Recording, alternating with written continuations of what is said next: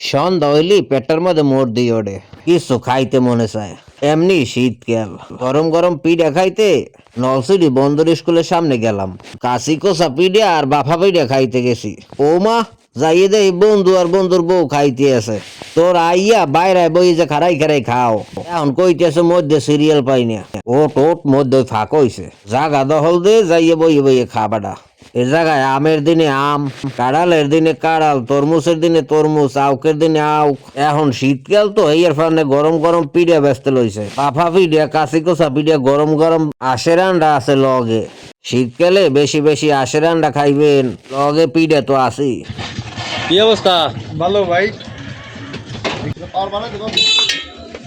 এই শীতের সিজনে কি কাশি কষা আর ওই বাবা পিঠা চলবে না? আলহামদুলিল্লাহ ভালো চলে, সবচেয়ে ফার্স্ট। আউকের দিন শেষ, এই শীতে বেজাইয়া এই গরম গরম খাও। শীতকাল আইলি সবার জিবরেটা লেউ লেউ হরে। কোন জায়গায় কেটা কমে গরম গরম কি বানা হইয়া ঘুরিয়ে ঘুরিয়ে খায় সবাই। তয় মগো দে কাশি গোসা পিঠে দে খাই, একটু একটু না হইল নহুল কোরাই দিস বেটা। না হইলের কথা কইছি, হে শুধু না হইল দে না, হে দেশে শুট কি সর্ষিয়া সব দেশে সবকিছু মিলেই দিলেই সন্ধ্যার পর একটা দারুণ খাওয়ানো ইতিহাসে টেস্ট।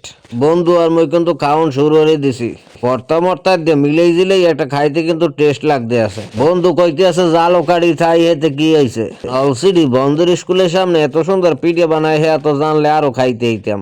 মই কই এখন তো জানছো, এখন হইতে প্রত্যেক সপ্তাহে খাইয়ে যাবি। শীতকাল আইলি এইসব খাওয়ানোর কিন্তু একটা মজাই অন্যরমের। তো ভিডিও ভালো লাগলে লাইক কমেন্ট শেয়ার করে পাশে থাকবেন। ধন্যবাদ সবাইকে।